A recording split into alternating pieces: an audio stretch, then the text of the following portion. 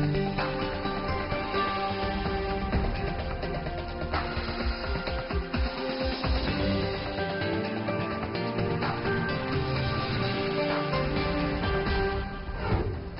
today's World Insight with Tian Wei, Scottish judges rule that Boris Johnson suspending Parliament is unlawful. How will the latest Brexit drama unfold? And I speak to the son of legendary diplomat Zbigniew Brzezinski. Why have U.S.-China ties stalled since his father's generation? If I want you to fail, we're not going to have a friendship. If I want you to succeed, it's more likely we'll have a friendship.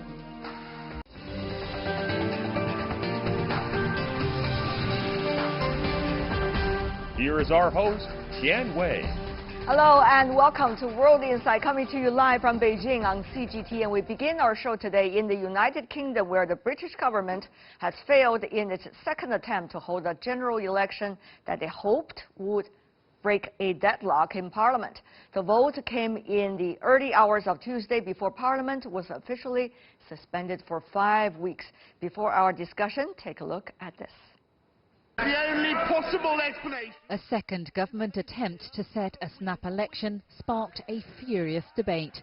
Opposition leader Jeremy Corbyn says he doesn't trust the Prime Minister. We are not prepared to risk inflicting the disaster of no deal on us, our communities, our jobs, our services, or indeed our rights. Order. And without Labour Party support, the vote failed again. The ayes to the right, 293, the noes to the left. 46. With Parliament now suspended for 5 weeks, there will be no election before the Brexit deadline of October 31st. It leaves Boris Johnson trapped in a minority government. They want the British Prime Minister to go to a vital negotiation without the power to walk away. They want to delay Brexit.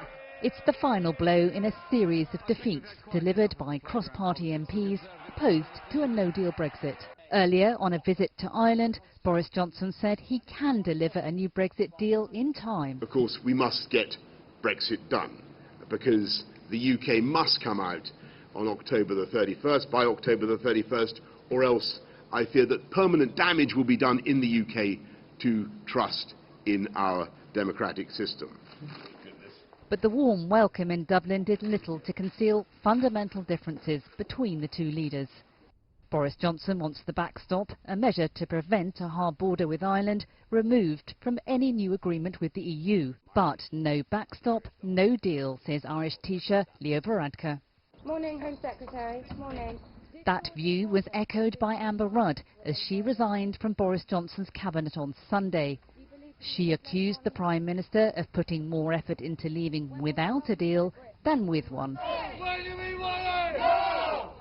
Boris Johnson still has strong backing from Brexit supporters, angry that Parliament hasn't delivered on the 2016 referendum. But solidarity shown by MPs opposed to a no deal has prevented the Prime Minister keeping control over his Brexit promises. To enable us to get the documents which Boris Johnson says he'd rather die in a ditch than not complete Brexit by the end of October. But that could put him on a collision course not only with MPs, but also with the law.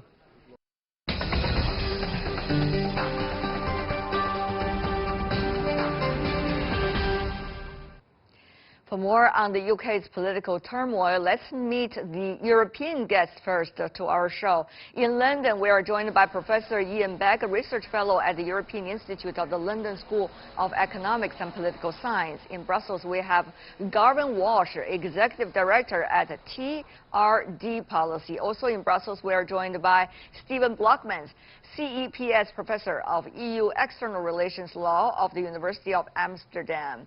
Welcome to the three of you. I want to start with you, Professor Beck. How shall we describe the nature of the latest round of tango? Well, the soap opera continues, as you can see, and what's been decided today by the Scottish Court, which is the second level of this decision in Scotland, is that the advice given by Boris Johnson to the Queen, a formal process by which she suspends Parliament, was itself, that's the advice, not lawful. Now, that follows a previous decision by a lower level of the Scottish Court which said it was lawful, and one in the High Court in London earlier this week which also said it was lawful. So where this is heading is the British Supreme Court for a final decision. If that decision is that the advice is unlawful, therefore the prorogation or suspension of Parliament is unlawful, we really don't know where we stand. It's a constitutional crisis evolving out of a political crisis, and how that is then resolved is almost in unprecedented territory for the British system. Mr. Walsh, how should we see now the debate going on between Scotland and the British Parliament likely to or rather the legal ruling between the two sides likely to put a question about the relations between the two? Yeah, although England and Scotland are in the same nation, they have two separate legal systems, and that was codified in their union back in 1707. So it's quite possible that prorogation could be unlawful in England, could be lawful in England but unlawful in Scotland, or even the other way around. And the Supreme Court may find itself having to try and balance the traditions of two separate systems of legal interpretation in trying to reach a judgment when it hears the appeal next week. If it goes against the Scottish court, that will provide an ideal political opportunity for the Scottish National Party, who want independence for Scotland, and to say that they have been overruled by an English court. On the other hand, if they rule that prorogation is to be upheld, there will be significant political controversy back in London. Mr. Blockmans, given also your legal knowledge, whether it's about the EU or more about the UK itself, how should we interpret this round of legal differences in a way to reflect upon the divisions we see in different parts of the UK, England, Scotland, just to name a few? Well, this is a matter, of course, for common law. Seen from Brussels, the EU considers this very much an internal affair of the UK and will not meddle into the constitutional wrangling that is going on at the moment. It will simply stand by the sideline and wait for a response to the question whether indeed the Johnson government is able to formulate alternatives to the much maligned Irish backstop, which Johnson wants to see removed from the withdrawal agreement that the EU negotiated with Theresa May's government. It's getting ever more complicated. As a result of that, I need to invite in another scholar with us in the studio, Cui Hongjian, who is the Director of Department of European Studies at the China Institute of International Studies. Welcome, sir, to our program. Listening to your British colleagues and those coming from Brussels, I'm sure you have quite some thoughts to share with us as well, looking at the situation as an observer. I think now it's not only for, this Brexit issue only find this, the battlefield in the Parliament and also in the courts, as we find out this difference between the Scottish and also England. But now, of course, I think now people are taking more concerns about how this attitude from government, from Johnson. Because now the big question is, once there are some more limitations from Parliament in the style of laws, how could Mr. Johnson will follow this law? Because now it looks like he has been pushed in the corner. So how could he keep his promise? It seems that you're asking the question, Professor Begg, that whether will Prime Minister Johnson still be relevant, as we talk. Furthermore, about the next step, it seems that he is losing ever more his premise in a way, as earlier he has been showing very differently. Yes, well, we have the paradox here that the entire slogan of the Brexit side was take back control, and what Boris Johnson seems to have done is lost control completely. Where it goes next is that if the Supreme Court in London, which is a UK-wide court, not just an English court, decides that the advice to the Queen from Boris Johnson was inappropriate, it then brings the Queen into the politics of this, which Buckingham Palace has spent 70 years trying to avoid. And that's where it becomes a constitutional crisis, because we don't actually know what happens if the ruling is that Boris Johnson's suspension of Parliament is not lawful. Do you de-suspend Parliament, which is very hard because it's already happened, or do you move into a new regime where if there's some kind of sanction on Boris Johnson and the rest of the government, under normal circumstances, somebody losing a court case of that magnitude as a prominent politician would resign. And after he resigns, we don't know what the next step would be. So it's a very confusing picture at the moment about what happens next on the assumption that this Scottish court decision holds in the Supreme Court. It may not. Remember, gentlemen, earlier we even have a deadline, something called October the 31st, in a way. Whether election can be held before that or after that, that's going to mean a lot to the so-called dignity or political control that Mr. Johnson as the Prime Minister could have. But anyway, so let me ask you, Mr. Walsh, if things could even happen before that, is Mr. Johnson totally losing, the kind of power and therefore the chance of promise that he could be able to fulfill all his earlier promises to the voters? So Mr. Johnson is in a bit of a trap in the sense that he has a minority government. He can't get legislation through the House of Commons. He can't even get the proposal to have an election through the House of Commons. And as a result, he's got very limited room for maneuver. He can take to the TV studios, he can make a case to the public, but he can't actually bring the public in to participate directly. Well, I'm not sure whether the TV studio will really solve the problem. If it could, our conversation could already lead to solutions. Mr. Walsh, you said something. I don't want to cut you short. Go ahead. Yeah, it was that he had hoped to be able to appeal to the people over the heads of Parliament and be able to call what he called a people versus the politicians election. But Parliament realized this might be a trap, so prevented him calling the election. So he's kind of stuck there.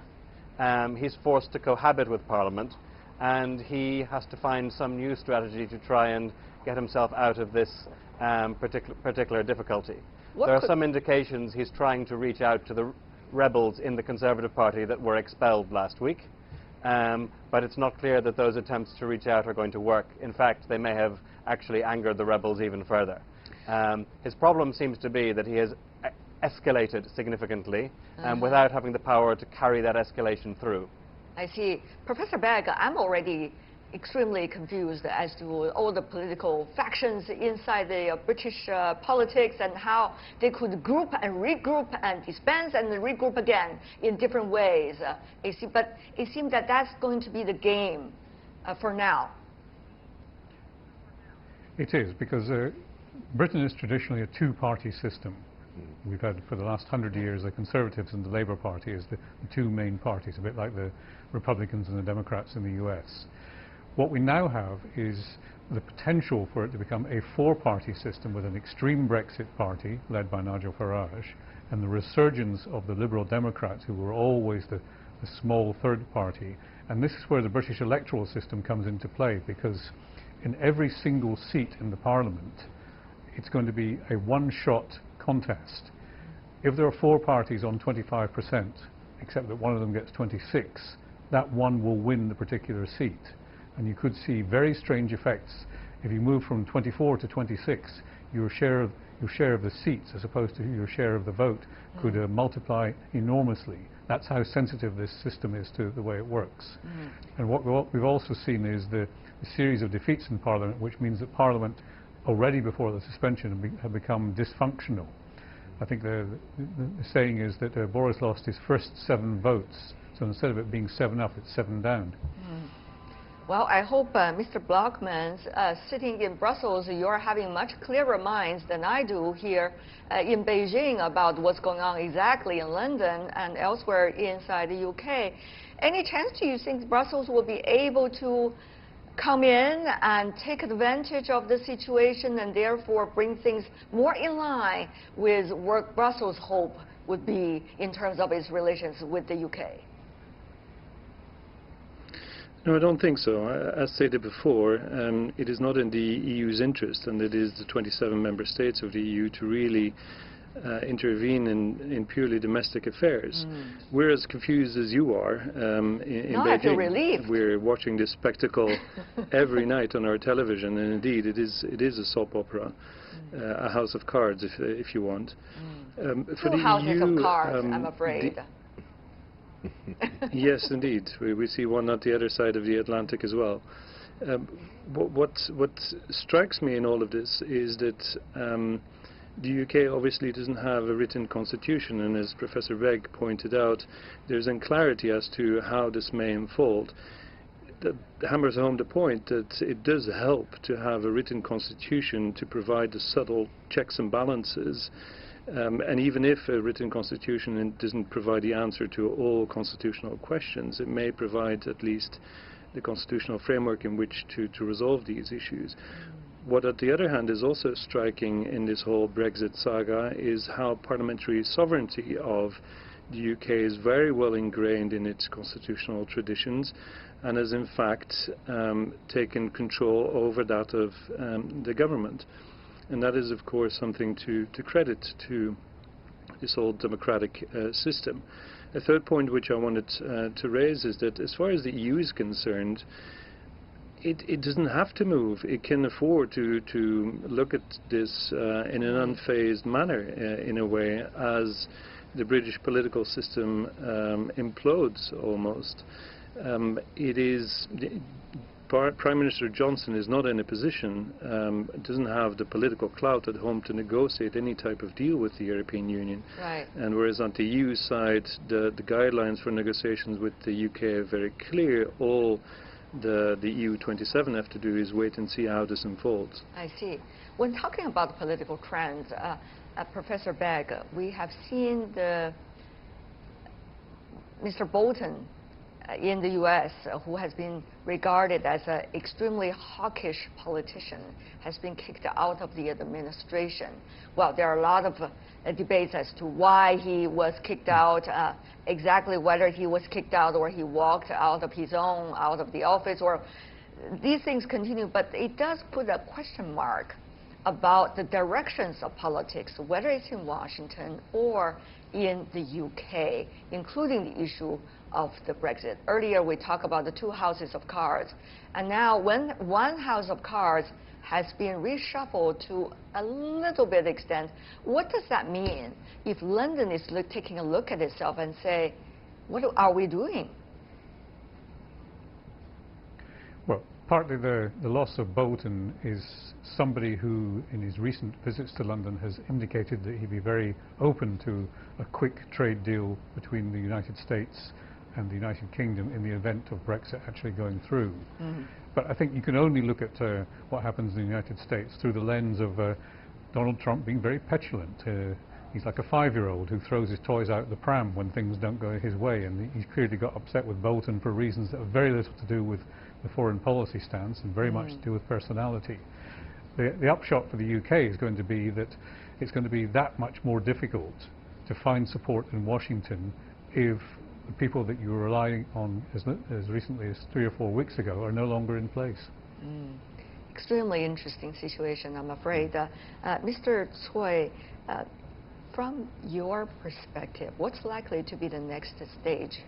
Or this is only the start of the very beginning of all the dramas to come? I think now even some media or some people now, they are trying to help Mr. Johnson to calculate what will be the next step. So I think now indeed a very narrow choice for him. Maybe a kind of the solution is a kind of the maybe I call it a suicide attack, which means that just like Professor Berg mentioned that he could resign, and also he could have no confidence issue on his own government, and then to try to break this deadlock. Maybe another choice for him is he tried to get some support from 1 or 2 member states of European Union. But of course, it's very difficult. I think it's a very narrow possibility. But now, I think in the current, law and the political system, I see. Almost no kind of ideal choice for him. Mr. Blockman was actually waving his head when you say he could find some allies within the EU members. Can he? I'm sorry, I didn't quite catch the question. The question is, earlier the Chinese guest was suggesting that probably Mr. Johnson could find some kind of allies, even one or two, within the members of the EU country as a whole. Do you think that's possible? Briefly. I'm rather pessimistic about that. Mr. Johnson has always been seen as one instigator, or the principal instigator for this whole Brexit mess. Now that he owns the problem, he's expected also to solve it, but don't expect a hand reaching out to him from across the channel. I see. What about you, Mr. Washman? Mr. Walsh, sorry. Yeah, I agree with Stephen here.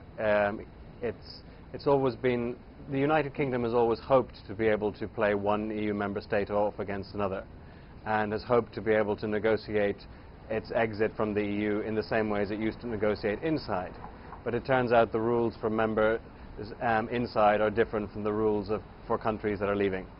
And the EU has a very well-established set of mechanisms for presenting a united front to what they call third countries. And because it's negotiating an exit deal, the UK finds itself on the outside of that wall rather than inside, helping to shape the position.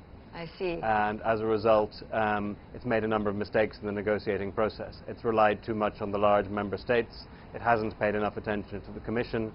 It's attempted to gang up on Ireland, whereas it now turns out that the Trade Commissioner in the new Commission is going to be the Irish Commissioner. I see. So that seems to have been another miscalculation. Well, and the list goes on. Last but not least, Professor Begg, we have 45 seconds for you. Well, I agree with Steve Blockman, that there is no way that the UK is going to succeed at this point in separating individual European countries to come to its support. Indeed, we've seen this throughout the process. Even before the referendum, David Cameron thought he could do a deal with Angela Merkel. We saw it last week when Boris Johnson was in Paris and in Berlin, when he thought he could maybe prize away Angela Merkel, maybe persuade Emmanuel Macron to be more sympathetic. And this week he went to Dublin and was told by Leo Varadkar, the Irish Prime Minister, no chance. I see. So it's a false way of trying to deal with it. Ian Beck, Garvin Walsh, Stephen Blockman, and Cui Hongjian. Thank you so much, gentlemen, helping me and our audience all over the world to understand the situation much better. Thank you. I'm sure that drama will go on, as we all know.